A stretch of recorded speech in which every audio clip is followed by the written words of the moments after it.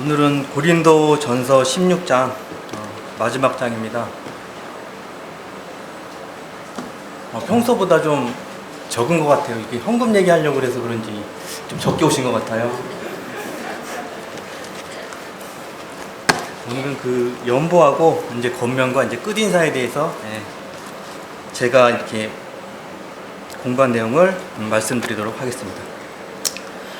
지금까지 이제 고린도 교회에 이제 여러 가지 이제 문제가 있었고요. 사도 바울은 고린도 교회에 이제 많은 애정이 있었던 것 같아요. 이 편지 내용을 좀 읽어봤을 때 그런 문제들이 있었기 때문에 저희가 지금 교회 생활을 하면서 또 많은 것을 배우지 않았나 이렇게 생각을 해보게 됩니다.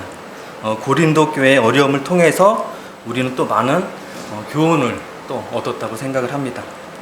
그러면 제가 이제 1절부터 4절까지 먼저 읽겠습니다. 성도를 위하는 연보에 관하여는 내가 갈라디아 교회들에게 명한 것 같이 너희도 그렇게 하라. 매주 첫날에 너희 각 사람이 수입에 따라 모아두어서 내가 갈 때에 연보를 하지 않게 하라. 내가 이를 때에 너희가 인정한 사람에게 편지를 주어 너희의 은혜를 예루살렘으로 가지고 가게 하리니 만일 나도 가는 것이 합당하면 그들이 나와 함께 가리라. 연보, 지금 헌금하고 이제 거의 동일한 말인데요. 제가 질문을 먼저 하고 이렇게 하겠습니다. 헌금이 즐거우십니까? 이 내용, 이 질문을 생각해 보시고 이따가 또 다시 한번 말씀을 드리겠습니다. 나는 헌금이 즐거운가? 한번 생각해 보시기 바랍니다. 그 헌금과 연보에 대해서 이제 단어 뜻을 찾아봤더니 헌금은 하나님께 드리는 제물, 연보는 필요에 따라 모으는 물질. 하나님께 드리는 제물은 하나님이 하시는 일이기 때문에 저희가 이제 뭐 어떻게 쓰임에 대해서 뭐 감시 그런 걸 하지 못하지만 연보는 이제 교회 이제 구성원이 쓰임에 대해서 이제 감시를 할 수 있다 이렇게 되어 있습니다. 15장 58절에 보면 그러므로 내 사랑하는 형제들아 견실하며 흔들리지 말고 항상 주의 일에 더욱 힘쓰는 자들이 되라. 이는 너희 수고가 주 안에서 헛되지 않은 줄 압니다. 이게 사도 바울이 주의 일에 이제 힘쓰라고 하면서 연보에 대해서 이제 16장부터 연보에 대해서 얘기를 하는데요.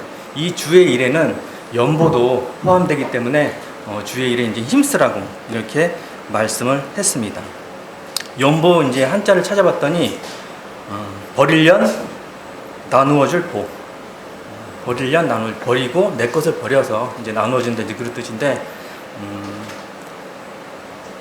버릴련 하니까 좀 이상하게 들리는데요. 그냥 한자입니다. 한자의 뜻으로 그렇게 이제 버릴련 나누어줄 보 해서 연보 이렇게 알고 계시면 될 것 같습니다. 1장에 이제 갈라디아 교회들에게 명한 것 같이 갈라디아 교회에 이제 어떻게 명했나 이제 갈라디아서 2장 10절에 봤더니 우리에게 가난한 자들을 기억하도록 부탁하였으니 이것은 나로 본래부터 힘써 행하여 왔노라. 가난한 자들을 이제 기억하라고 갈라디아 이제 교회에게 명했습니다. 그에 명한 것 같이 너희도 그렇게 하라고 이제 고린도 교회에 그렇게 말을 했습니다. 성도를 위하는 연보는 여기서 성도를 위하는 연보는 예루살렘 성도를 위한 모금입니다. 예루살렘 교회를 위한 이제 그 모금인데 그럼 예루살렘에 이제 무슨 일이 일어났는가 그걸 찾아봤습니다. 사도행전 4장 32절에서 35절까지 이제 보면 그때 이제 물건을 서로 통용하고 다 같이 이제 나눠 썼습니다. 사도행전 8장 1절에 보면 예루살렘 교회에 큰 박해가 있어 사도 외 사람들이 다 흩어졌습니다.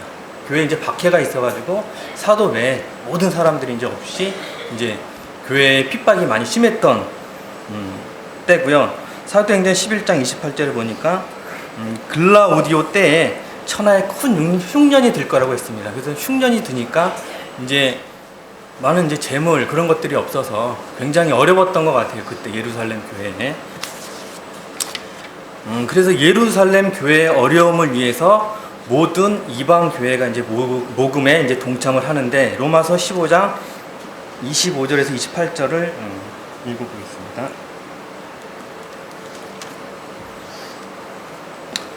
로마서 15장 25절. 그러나 이제는 내가 성도를 섬기는 일로 예루살렘에 가노니 이는 마게도냐와 아가야 사람들이 예루살렘 성도 중 가난한 자들을 위하여 기쁘게 얼마를 연보하였습니다.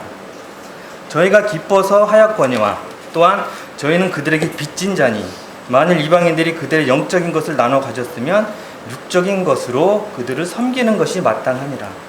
그러므로 내가 이 일을 마치고 이 열매를 그들에게 확증한 후에 너희에게 들렀다가 사바나로 가리라. 이방인들은 유대인에게 영적으로 빚진 자라고 얘기를 했습니다. 영적으로 빚졌기 때문에 육적인 것으로 그들을 섬기는 것이 마땅하다. 그래서 이방인들에게 예루살렘 모 교회인 예루살렘 교회를 위해서 모금을 하라고, 다 동참을 하라고 이제 사도 바울이 이제 그렇게 얘기를 했습니다. 앞서 15장에 이제 부활 얘기가 나오는데요. 그리스도의 몸과 접붙여진 그리스도의 몸으로 이제 저희들이 부활을 했습니다. 우리가 그리스도의 몸으로 사는 행위 중에 하나가 바로 연보입니다. 우리가 그리스도의 몸으로 살면서 그 행위 중에 하나가 이제 바로 연보인데, 예루살렘 교회의 어려움을 알았을 때 그리스도의 몸으로서 가장 적극적인 행동을 보인 것이 바로 이방 교회들의 이제 연보 활동을 통해서 그 모 교회인 예루살렘 교회의 어려움을 덜어주고자 했습니다. 연보는 그리스도인과 그리스도인의 교제입니다. 연보는 돕는 게 아니고 나누는 것입니다. 하나님께서 우리에게 거저 주신 것을 나누는 것이 연보입니다. 사도 바울은 전 세계를 돌아다니면서 예루살렘 교회를 위해서 모금을 했고요. 그 모금을 통해서 유대인과 이방인이 하나가 되기를 이제 원했던 것입니다. 이방 교회가 이제 도움을 주었을 때 예루살렘 교회 유대인들은 어떤 생각을 했을까 이제 생각을 해봤습니다. 우리들이 이렇게 영적으로 이제 줬는데 우리가 영적으로 이제 가르친 교회들이 도움을 준다고 했을 때 이것을 우리가 받아야 되나, 그렇게 생각을 했을 수도 있을 것 같아요. 자존심을 또 상해할 수도 있고, 우리가 이제 가르친 교회인데.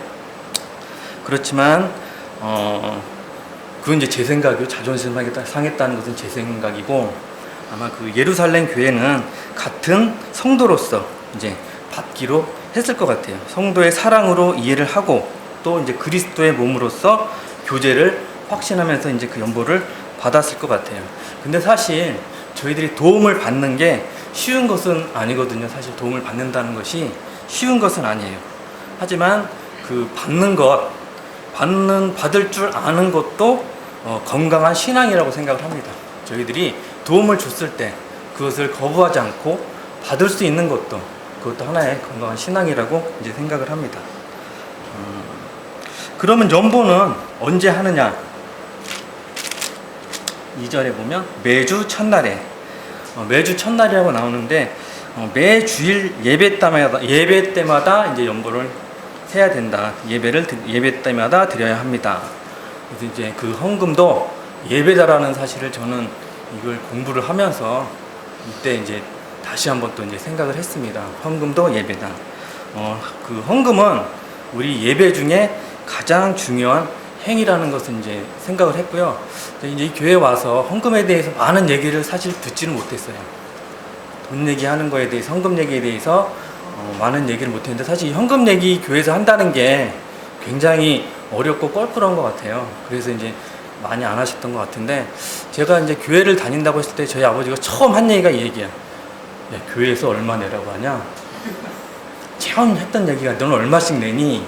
그런 식으로 해서 이제 얘기를 하시더라고요. 저희가 인식이 박혀 있었던 게 교회는 돈을 받는다, 그렇게 이제 많이 생각을 해서 이게 많이 그 변질됐던 것 같아요. 헌금이 굉장히 중요한 예배인데 그거를 무시하고 그냥 배를 채우기 위해서 이렇게 돈을 걷는 그런 식으로 이제 많은 사람들이 생각을 하고 있는 것 같아요. 믿지 않는 자들은.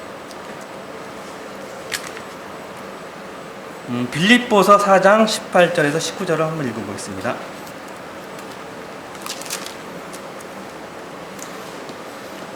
내게는 모든 것이 있고 또 풍부한지라 에바브로디도 편에 너희가 준 것을 받음으로 내가 풍족하니 이는 받으실 만한 향기로운 제물이요 하나님을 기쁘게 한 것이라. 나의 하나님이 그리스도 예수 안에서 영광 가운데 그 풍성한 대로 너희 모든 쓸 것을 채우시리라. 향기로운 제물이라고 말씀을 하셨습니다. 오늘 연보를 향기로운 제물하면 저희들이 이제 구약 시대에 이제 제물을 드렸을 때 하나님께서 향기로운 냄새라 했던 것이 좀 생각이 납니다. 그 달콤한 향기 그런 게 이제 생각이 나고요. 그래서 우리는 하나님께 우리가 이제 헌금을 하기 전에 하나님께 모든 것을 드리는 것을 계속 이제 사모를 해야 될 것 같습니다. 사랑을 해야지 헌금도 저희들이 하나님을 사랑으로 이렇게 드릴 수 있을 것 같아요.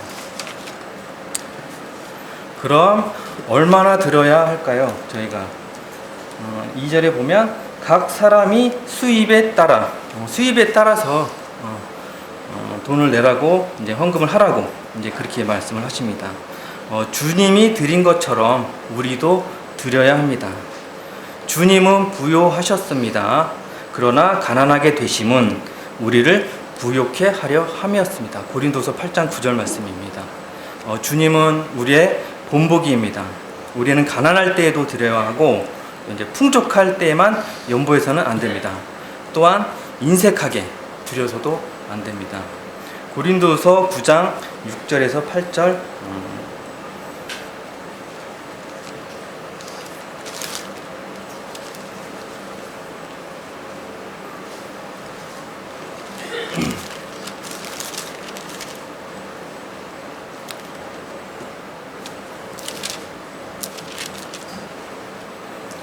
이것이 곧 적게 심은 자는 적게 거두고 많이 심는 자는 많이 거둔다 하는 말이로다.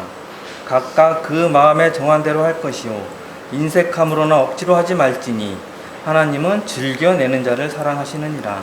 하나님이 능히 모든 은혜를 너희에게 넘치게 하시나니 이는 너희로 모든 일을 항상 모든 것이 넉넉하게 하여 모든 착한 일을 넘치게 하려 하십니다.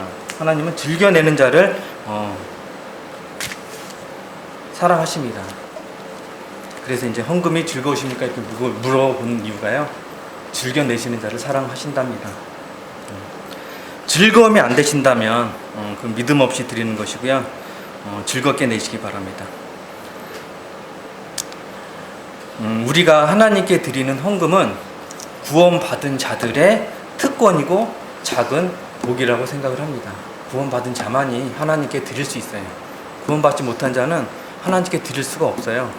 우리가 헌금을 할 수 있다는 것도 구원받은 자, 우리에게 대한 특권이라고 생각하시면 될 것 같아요.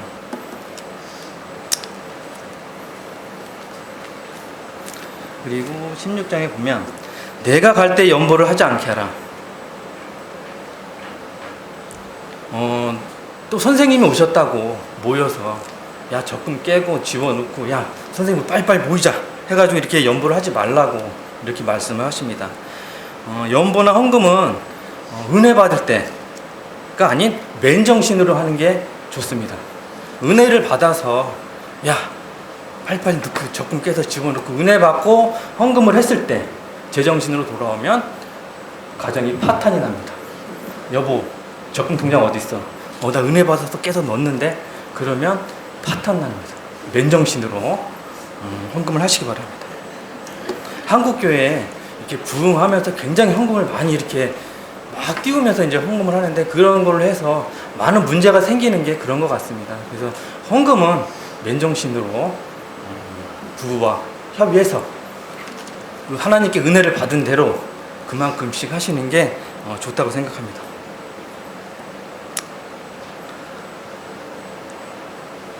연보 헌금은 맨정신의 수입에 따라서 하나님이 주신 은혜에 따라서 해야만 합니다. 3절 4절 3절 4절은 이제 그 연보 헌금에 대한 이제 관리인데요. 관리는 인정한 사람에게 즉 고린도 교회에서 검증된 사람이 이제 관리를 하게 됩니다. 헌금을 또 이제 바울은 여기서 헌금을 은혜라고 말을 했습니다.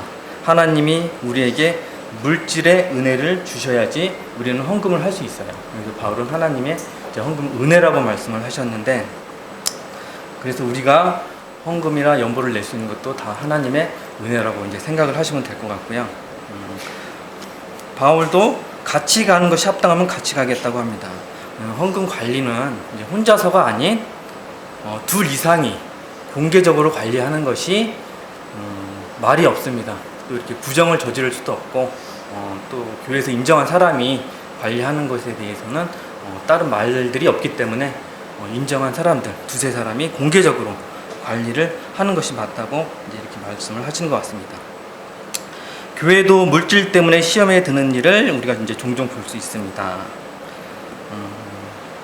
어떤 그 목회자의 이제 책에 써 있던 내용인데요. 하나님은 우리의 재산을 허락받고 가져가지 않습니다. 하나님이 가져가고 싶으면 언제나 무엇이든지 가져갈 수 있습니다. 이것이 하나님의 주신 은혜가 제 것이 아니고 하나님의 것이라는 것을 명심하시기 바랍니다. 5절에서 9절 읽겠습니다.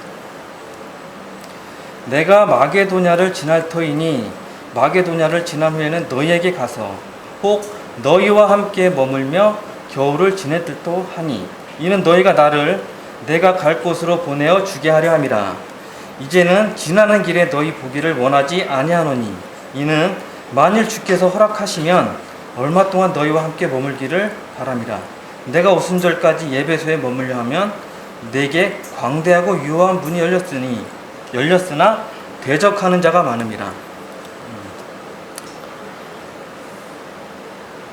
여기서 7절에 만일 주께서 허락하시면 하고 이제 고린도 교회에서 이제 허락하시면 고린도 교회에서 머물고 싶다 이렇게 말씀을 하십니다.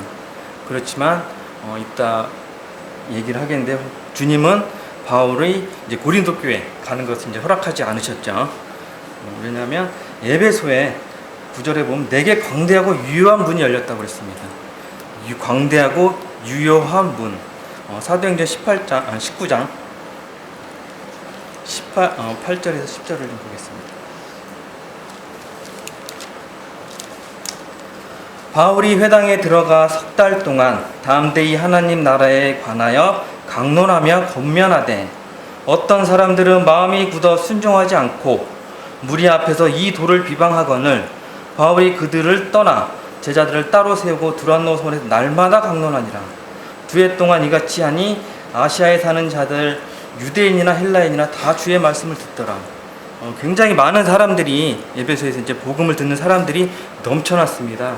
그래서 바울이 이제 2년 동안 이게 복음을 전하느라고 고린도에 가지 못했죠. 11절에 하나님이 바울의 손으로 놀라운 능력을 행하게 하시니 바울이 에베소에서 이런 이제 놀라운 능력을 행함으로 이제 고린도에 가겠다고 했지만 이제 가지는 못했습니다. 이 일로 인해서 이제 고린도 후서가 원래는 고린도 전서만 쓸 예정이었지만 이 당시에는 고린도 후서가 이제 또 뭐 쓰여지게 되는 계기가 되지 않았나 싶습니다. 광대한 문이 열려서 대적하는 자가 많음이라. 대적하는 자. 사단은 이런 복음을 전했을 때 가만두지 않습니다. 대적하는 자를 만듭니다. 바울은 대적하는 자가 많지만 끝까지 싸우며 오순절까지 에베소에서 복음을 전했습니다.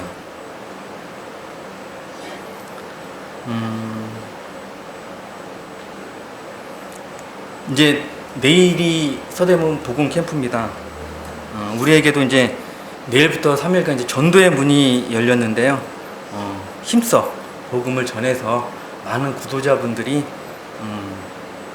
구원을 받았으면 좋겠습니다. 이번 복음 캠프를 통해서 하나님의 은혜를 받았으면 좋겠습니다. 저희가 이번 3일이지만 그리 길지 않은 시간이지만 이 기간을 통해서 또 많은 구도자분들에게 복음을 전했으면 좋겠습니다. 그 한 예를 예전에 그 하지 선교사분이란 분이 조선에 처음 왔습니다. 1907년도에 하지 선교사란 분이 왔는데 그분이 조선 사람들을 처음 보고 아주 짐승처럼 생각을 했대요. 그래서 복음 전할 생각은 안 하고 아니 짐승들한테 어떻게 복음을 전하냐고 이제 말은 안 전하고 그런 생각을 하고 있을 때 사람들이 말씀은 들었지만 하지 선교사를 보고는 구원을 받을 생각이 없었대요. 구원이 오지도 않았어요. 왜 그런 생각을 했냐? 화지 선교사가 나중에 이제 회개를 하게 됩니다. 주님께. 그 이유는 사람들이 자신을 보며 예수님을 보지 못했다고 합니다. 그렇기 때문에 말씀은 알겠는데 저 사람이 과연 예수님의 말씀을 전하는 사람인가? 예수님을 보지 못했다고 합니다. 저희들이 내일부터 복음 캠프를 전할 때도 우리가 구도자분들한테 예수님을 볼 수 있게끔, 바라볼 수 있게끔, 찾을 수 있게끔 그렇게 보였으면 좋겠습니다. 그러면 10절부터 이제 12절. 디모데가 이르거든 너희는 조심하여 그로 두려움 없이 너희 가운데 있게 하라. 이는 그도 나와 같이 주의 일을 힘쓰는 자임이라. 그러므로 누구든지 그를 멸시하지 말고 평안히 보내어 내게 오게 하라. 나는 그가 형제들과 함께 오기를 기다리노라. 형제 아볼로에 대하여는 그에게 형제들과 함께 너희에게 가라고 내가 많이 권하였으되 지금은 갈 뜻이 전혀 없으나 기회가 있으면 가리라. 바울의 디모데에 대한 사랑이 여기서 많이 보이는 것 같아요. 디모데 후서 1장을 좀 읽어보겠습니다. 1장 3절. 내가 밤낮 없이 간구하는 가운데 쉬지 않고 너를 생각하며 청결한 양심으로 조상적부터 섬겨오는 하나님에 감사하고 내 눈물을 생각하여 너 보기를 원함은 내 기쁨이 가득하게 하려 함이니 이는 내 속에 거짓이 없는 믿음이 있음을 생각함이라. 이 믿음은 먼저 내 외조모 로이스와 내 어머니 유니게 속에 있더니 내 속에도 있는 줄 확신하노라.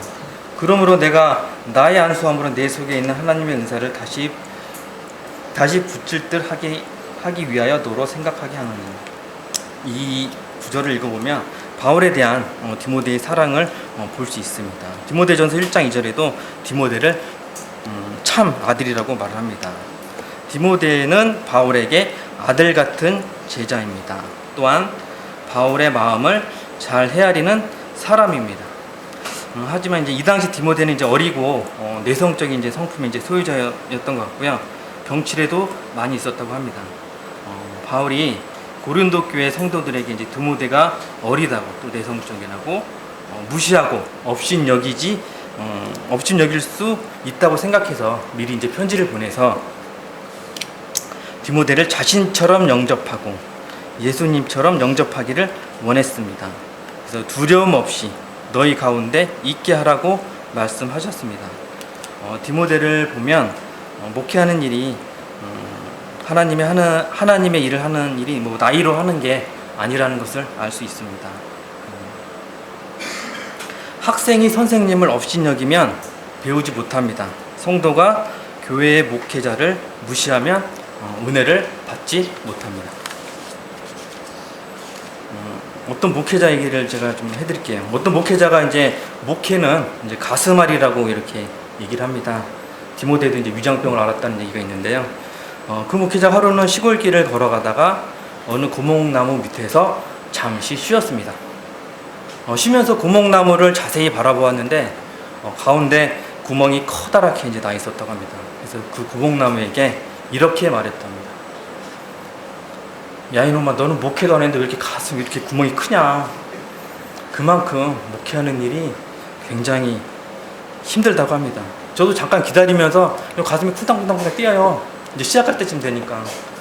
그런 것을 이제 매주 해야 되는 그 목회자분들은 굉장히 힘들 것 같은 생각이 들어요. 우리 성도들이 목회자를 잘 섬겨야 하겠습니다. 12절, 형제 아볼로. 이제 아볼로에 대해서 이제 형제라고 얘기합니다. 아볼로는 구약식으로 이제 구원받은 사람이고 십자가의 도를 몰랐습니다. 그래서 이제 나중에 뒤에 나온 이제 아골라와 브리스가가 하나님의 도를 정확하게 가르쳤습니다. 아볼로는 굉장히 언변이 좋은 사람이라 고린도에서 이제 이렇게 복음을 전했을 때 그래서 아볼로에 대해서 당파가 생긴 원인이 이제 아볼로도 있지 않나 이제 그런 생각이 듭니다. 아볼로파, 뭐 바울파, 뭐 게바파 이렇게 생긴 게 아볼로가 언변이 굉장히 좋아서 이렇게 나는 아볼로에게 침례를 받아서 하면서 당파가 생겼던 그 이유인 것 같아요. 근데 여기서 보통 사람 같으면 이것 때문에 분쟁이 생겼는데 바울은 아볼로에게 형제라고 이렇게 말을 했습니다. 형제라고 사도 바울의 인간적인 아름다움을 여기서 또 볼 수 있는 것 같아요. 또 성숙한 사람이라는 걸 또 알 수 있을 것 같습니다. 바울은 형제라고 불렀고 그래서 이제 화목의 본을 여기서 보였다고 생각을 합니다. 목자들은 무엇보다도 양들에게 화목의 본을 보여야 합니다. 그래서 싸우는 것이 아니고 서로 화목하다는 것을 성도들에게 많이 보여줘야지 그 성도들도 믿고 따르는 것 같습니다. 13절, 14절을 읽겠습니다. 깨어 믿음에 굳게 서서 남자답게 강건하라. 너희 모든 일을 사랑으로 행하라. 깨어는 정신을 차리자. 영적으로 긴장해라. 베드로전서 5장 8, 9절을 한번 보겠습니다.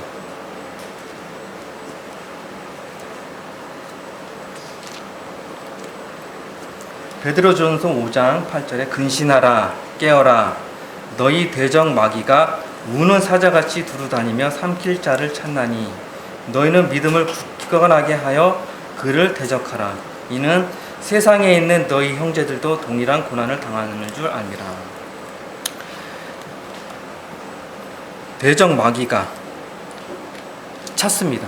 마귀가 찾는데 우리가 어떻게 이제 게으르고 방탕한 생활을 할 수 있겠습니까? 마귀가 찾는 것은 일반 사람들이 아니고 성도로 그리스도인을 찾고 있습니다. 그래서 우리는 항상 정신 차리고 깨어 있어야 됩니다.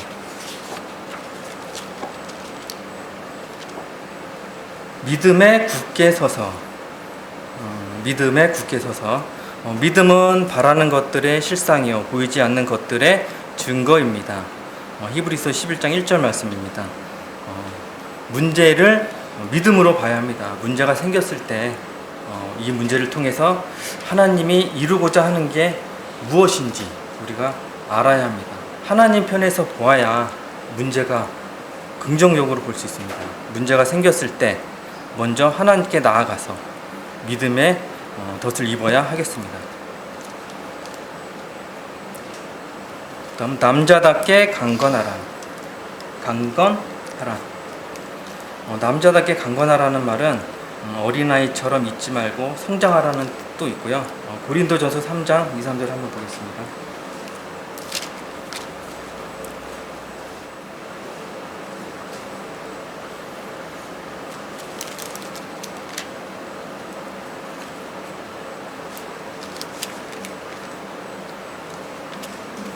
내가 너희를 젖으로 먹이고 밥으로 아니하였노니 이는 너희가 감당하지 못하였음이거니와 지금도 못하리라. 너희는 아직도 육신에 속한 자로다. 너희 가운데 시기와 분쟁이 있으니 어찌 육신에 속하여 사람을 따라 행함이 아니리요. 젖으로 먹인다고 했습니다. 여기서 히브리서 5장 12절 13절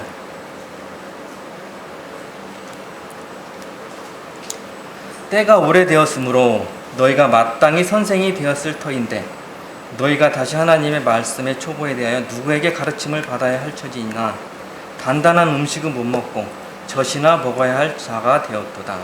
이는 젖을 먹는 자마다 어린아이니 의의 말씀을 경험하지 못한 자요 단단한 음식은 장성한 자의 것이니 그들은 지각을 사용함으로 연단을 받아 선악을 분별하는 자들입니다. 어린아이처럼 젖을 먹지 말고 성장해서 불의와 싸워서 이겨라. 이제 남자답게 성장하라는 뜻도 있고 또한 용기와 분별력을 가지고 담대하게 나아가라는 이제 뜻도 남자답게 강건하라는 것은 용기와 분별력을 가지고 담대하게 나아가라는 이제 뜻도 있습니다. 우리가 이제 교회 안에 문제나 비리가 생기면 남자다운 용기로 담대하게 비리를 뽑아내야 되겠습니다. 잘못한 사람에게 분명히 지적을 해야 되겠습니다.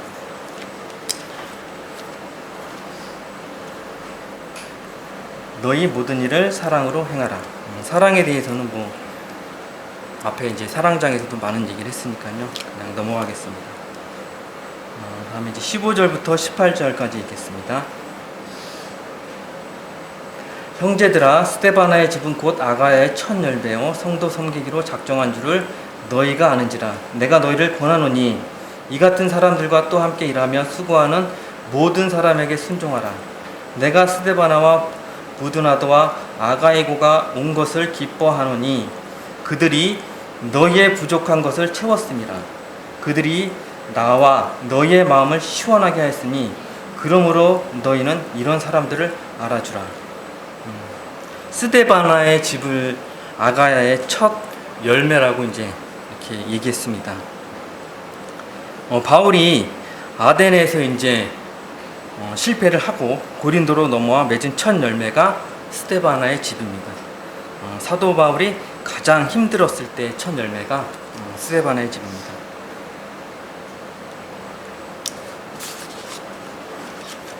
그런 의미에서 스데바나는 바울에게 아주 특별한 사람입니다. 스데바나가 특별한 이유는 여기 15절에 보시면 성도 섬기기로 작정한 사람이라고 이제 얘기를 했습니다. 성도 섬기기로 작정한 사람, 이거는 굉장히 이제 마음을 굳게 가져야지 이제 성도를 섬기기로 작정한 사람이죠. 또 뭐 성도 섬기기로 작정한 게 또 뭐가 특별하냐고 이제 또 생각하시는 분도 계실 수도 있을 것 같아요. 성도 섬기는 사람이 많기 때문에. 그런데 이제 이 스데바나는 18절에 보시면 너희 마음을 시원하게 하였으니, 너희 마음을 시원하게 해주는 사람이라고 말씀했습니다. 진짜 우리가 봤을 때 얼굴만 쳐다봐도 시원하다는 사람이 있으면 얼마나 행복합니까? 기분이 좋아지지 않습니까? 시원하게. 이 더운 여름날 진짜 시원하게 해주는 사람 얼마나 좋습니까? 보기만 해도 좋은 사람. 우리는 누구에게 마음이 시원한 사람입니까? 나는 누구에게 시원한 사람일까? 한번 생각해 보시기 바랍니다. 내가 그런 사람이거나 나에게 그런 사람이 있다면 그것은 아주 행복한, 그 사람은 아주 행복한 사람입니다. 저도 이제 이 말씀을 준비하면서 거울을 한번 봤더니 아주 덥게 생겼더라고요. 그래서 반성을 많이 했습니다. 누군가에게 시원한 사람이 돼야 되겠다. 나를 봤을 때 기분 좋아하는 사람이 돼야 되겠다. 노력해야 되겠다고 생각을 했습니다. 이렇게 웃으려고 했는데 하도 요 근육이 굳어가지고 잘 안 웃어져요. 여기에 웃는 것도 연습이 필요하다는 것을 다시 한번 깨달았습니다. 여러분들도 항상 웃는 모습을 연습하지 않으면 잘 안 웃어져요. 항상 인상이 써지지. 그것을 명심하시기 바랍니다. 그리고 내가 누군가에게 시원한 사람이 돼야 되겠다. 항상 명심하셔서 우리 성도들은 항상 보는 사람마다 기분 좋게 마음이 아주 시원하게 하는 그런 사람이 됐으면 좋겠습니다. 19절 20절입니다. 아시아의 교회들이 너희에게 문안하고 아굴라와 브리스가와 그 집에 있는 교회가 주 안에서 너희에게 간절히 문안하고 모든 형제도 너희에게 문안하니 너희는 거룩하게 입맞춤으로 서로 문안하라. 아굴라와 브리스가 바울이 아덴에서 이제 넘어왔을 때 고린도에서 이제 처음 만난 사람들입니다. 이 사람들은 이제 믿음의 동역자, 계속 쭉 나가는 사람들이 되겠습니다. 사도행전 18장을 한번 보겠습니다. 18장 1절부터 좀 읽어보겠습니다. 그 후에 바울이 아덴을 떠나 고린도에 이르러 아굴라라는 본도에서 난 유대인 한 사람을 만나니 글라우디오가 모든 유대인을 명하여 로마에서 떠나라 한 고로 그가 그 안에 브리스길라와 함께 이달리아로부터 새로운지라. 바울이 그들에게 가매 생업이 같음으로 함께 살며 일을 하니 그 생업은 천막을 만드는 것이더라. 아굴라는 유대인이고 브리스가는 로마의 이제 귀족 딸입니다. AD 47년 로마 황제 글라우디오 황제가 유대인들을 다 쫓겨냈어요. 그래서 이제 고린도에 많은 사람들이 모여듭니다. 유대인들이 고린도로 이제 많이 왔습니다. 이제 아굴라와 브리스길라는 천막을 만드는 사람이라고 여기서 얘기를 합니다. 난민이 많으니까 이제 천막에 수요가 많을 테고 이들 부부는 아주 바쁘게 일을 합니다. 저 사람들이 원하니까 자기들은 계속 만들어서 이제 공급을 해야 되니까 원하면 이때 바울이 에덴에서 홀로 고린도에 옵니다. 여기서 보면 실라와 디모데를 기다리다가 만나보지도 못하고 에덴에서 이제 오게 됩니다. 왔는데 이제 연고도 없이 이렇게 왔는데 바울은 학자이면서 천막 기술자예요. 네, 학자이면서 천막 기술자입니다. 그래서 이들 부부에게 찾아가서 숙식만 해결해 주면 저도 바쁜 와중에 천막 만드는 것을 도와주겠습니다. 그래서 이제 같이 천막을 만들면서 말씀을 전합니다. 이들 부부는 바울에게서 복음에 대한 갈증을 많이 해소합니다. 그래서 아굴라와 브리스가 집에 교회가 생깁니다. 초대교회는 이제 가정에서 많이 생겼으니까요. 이렇게 해서 바울은 1년 반 동안 고린도에서 말씀을 가르치고 떠납니다. 바울, 아굴라, 브리스가 이 세 사람의 만남은 하나님의 섭리인 것 같습니다. 우연인 것 같지만 필연처럼 만나게 됩니다. 이게 다 하나님의 섭리입니다. 여기서 대중가요, 우리의 만남은 우연이 아니야, 이것이 나오게 됩니다. 네. 이 세 사람은 이제 평생 동안 동지로 이제 있게 되는데요. 로마서 16장 한번 보겠습니다. 로마서 16장 3절 4절. 너희는 그리스도 예수 안에서 나의 동역자들인 브리스가와 아굴라에게 문안하라. 그들은 내 목숨을 위하여 자기들의 목까지도 내놓았나니 나뿐 아니라 이방인의 모든 교회도 그들에게 감사하느니라. 목숨을 내놓는 그런 동역자가 어디 있겠습니까? 흔치 않습니다. 아굴라와 브리스길라는 목숨을 내놓는 사람입니다. 이렇게 해서 이제 바울은 이런 많은 동역자들이 있었기 때문에 선교에 많은 열매를 맺지 않았나 생각을 합니다. 바울이 선교 여행을 하면서 많은 열매를 맺을 수 있었던 것은 신실하게 돕는 동역자가 많이 있었기 때문에 많은 열매를 맺었던 것 같아요. 동역자는 내 편이 아니라 나와 함께 신실하게 하나님의 일을 하는 사람이 동역자입니다. 다시 한번 말할게요. 우리는 어떤 사람에게 시원한 사람이 되었는가? 우리의 삶을 시원하게 하는 믿음의 동역자가 있는가? 우리에게는 이런 사람이 있어야 하고 또한 우리가 이런 동역자가 되어야 되겠습니다. 21절부터 24절까지입니다. 나 바울은 친필로 너희에게 문안하노니 만일 누구든지 주를 사랑하지 아니하면 저주를 받을지어다. 우리 주여 오시옵소서. 주 예수 그리스도의 은혜가 너희와 함께하고 나의 사랑이 그리스도 예수 안에서 너희 무리와 함께할지어다. 바울은 친필로 이제 문안을 했다고 여기서 썼습니다. 바울이 이제 친필로 문안 쓴 것은 그렇게 많지 않은데요. 아주 고린도 교회에 특별한 관심과 사랑을 보여주는 것 같습니다. 그리고 22절에 주여 우리 주여 오시옵소서. 원어로 말하면 마라나타 이렇게 얘기합니다. 주님이 오셔서 우리를 부활시키고 온전한 구원을 이루어 주시기를 이제 소망합니다. 끝으로 이제 몇 가지 말을 하겠는데요. 우리가 해야 되는 단 하나의 일을 하면 우리는 하지 않아도 되는 일을 발견합니다. 우리가 절대 놓칠 수 없는 것, 주님을 손에 잡으면 우리가 놓아야 하는 것들을 깨닫게 됩니다. 우리는 성도를 위해서 땀을 흘릴 때, 또 성도를 사랑할 때, 성도를 섬길 때 그때가 가장 행복한 사람들이 되어야 되겠습니다.